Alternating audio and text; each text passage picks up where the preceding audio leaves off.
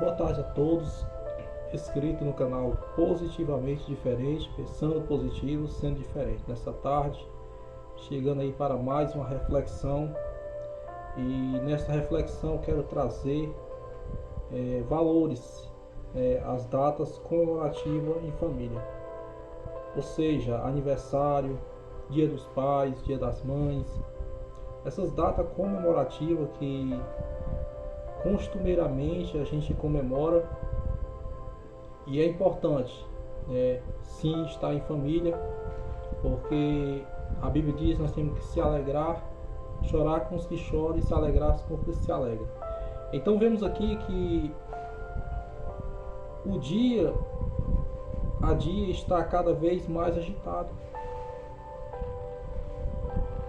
Em geral, pais, filhos passam a maior parte do tempo distante, focado em cumprir as suas tarefas diárias, seja no trabalho ou na escola.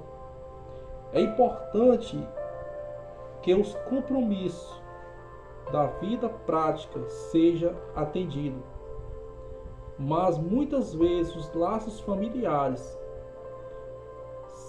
se afrouxam sem nem mesmo percebermos. Neste contexto, precisamos criar hábitos de valorizar datas comemorativas em família. Nesse momento, não tem apenas significado cultural, histórico, eles abrem lá espaço para estabelecermos os círculos com as pessoas que mais amamos. Além de descansar um pouco, evitamos que a distância física do cotidiano se transforme em distância emocional. E não se prenda apenas às grandes datas comemorativas, como Natal, Dia das Mães. Esteja junto também até o dia comum, o dia da família, comemorado, ou seja, o dia da família é comemorado no dia 8 de dezembro. Enfim, motivos não pode faltar para estarmos sempre juntos. Ou seja, nós agradecemos muito pela nossa família. Agora nós temos que ter esse conhecimento, botar esse conhecimento em prática. Porque sabemos que quando nós comemoramos uma data comemorativa, nós estamos dizendo para os da nossa família, o quanto nós amamos. Você pode observar que quando um membro da nossa família adoece, nós ficamos abatidos, ficamos frustrados, ficamos preocupados. E por que não comemorarmos a vida? E por que não se dedicarmos mais à vida e buscarmos cada vez mais o entendimento de compreender que a família é um projeto de Deus. É um dos projetos em cima dessa terra que o inimigo sempre teve e sempre tem o desejo de destruir. Vemos o exemplo da primeira família, a qual aqueles dois jovens, lá no Jardim do Éden, ao ser expulso, Caim e Abel, houve ali o primeiro assassinato. Houve ali a primeira tentativa de matar, de destruir a família. E ali um daqueles que estava ali cefou a vida do outro irmão. E de lá para cá a violência no meio da família tem se aproximado. E a maior violência não é apenas a violência física, não. É a violência verbal. Quantas crianças vivem dentro de um lar que não tem paz, a qual são agredidas por palavras? Quantos maridos se dedicam a vida toda, sai pela manhã, volta ao tardecer, para não deixar faltar o pão dentro da sua casa, e ele é agredido diariamente com palavras. Assim também as esposas Quantos esposos chegam em casa e agridem a sua esposa com palavras? Então não cabe nós fazermos assim, mas nós temos que aprender a valorizar, a estarmos vivendo uma vida abençoada. Quando você se volta para a sua família, quando você busca cada vez mais esse entendimento que a família é um projeto de Deus, nada pode te parar, nada pode parar a sua família, porque é uma das instituições sobre a terra que ainda estabelece um princípio de Deus, é a família. Todos os princípios que Deus nos entregou, a família é um dos tais que nós temos que entender. Então eu aconselho, eu encorajo você a lutar pela sua família, a lutar para que os seus filhos sejam uma bênção, a fazer do seu lar um paraíso, de fazer o seu lar um lar agradável, um pedacinho do céu aqui na terra. E isso depende de nós. Nós temos sim que compreender que todos os dias nós lutamos, nós perseveramos, mas precisa nós acreditarmos que Deus está conosco. Como disse Josué em meio ao povo de Israel, estava ali Josué, e muitos tinham desacreditado no que Deus iria fazer. Mas Josué se levanta no meio daquela congregação e põe-se em pé, e ele proclama, ele está ali estabelecendo, ele está ali profetizando, a qual ele diz: eu não sei vocês, mas eu e minha casa serviremos o Senhor.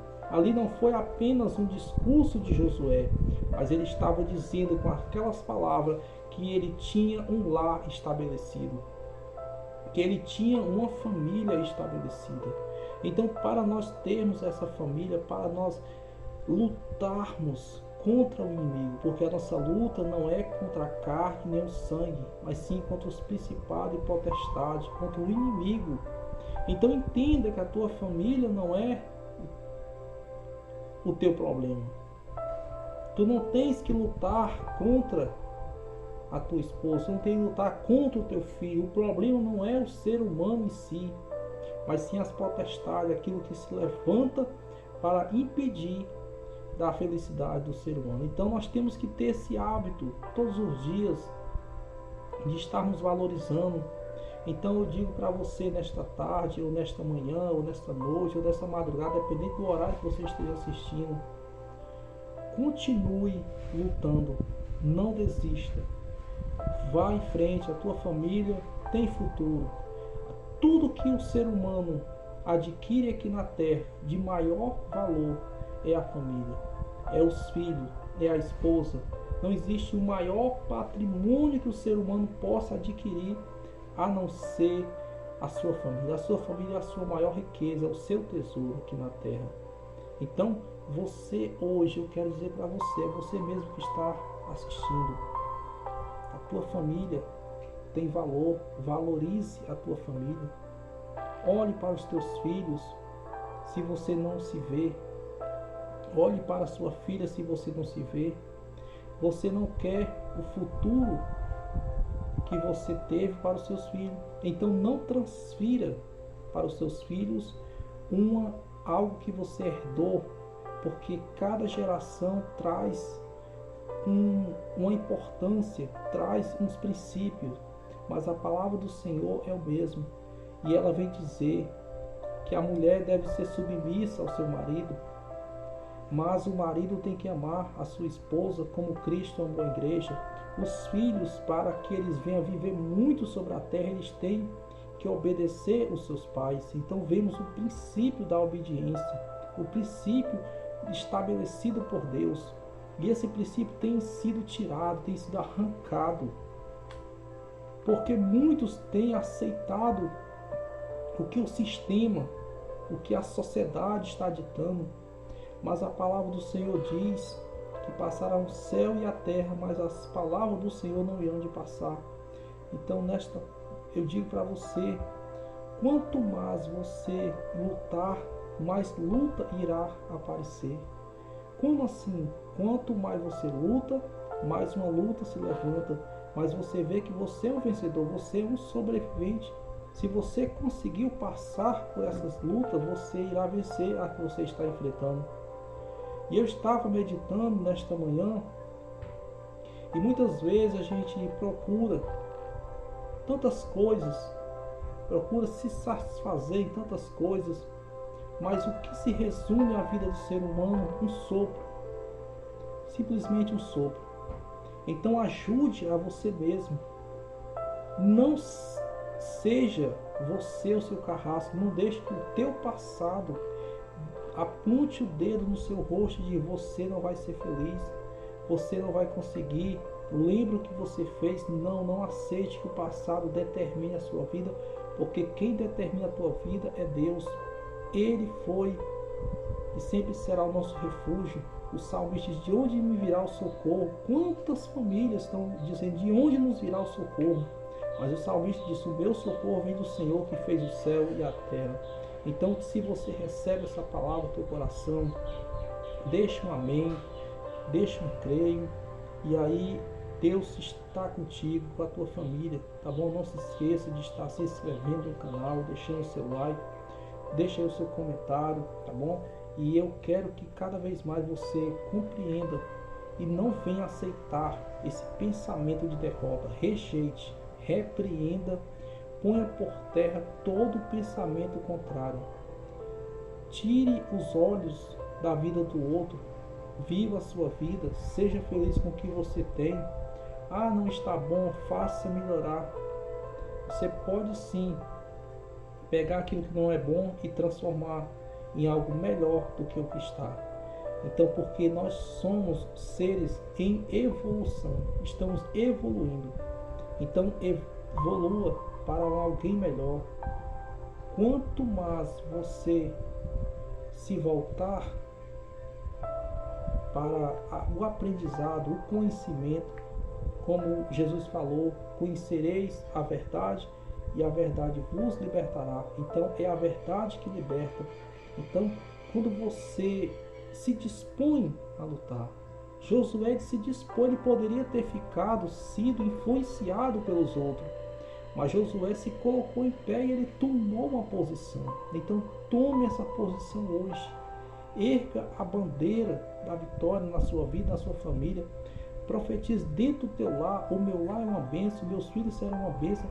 Então não espere que alguém determine uma bênção dentro do seu lar se você não toma posse dessa bênção.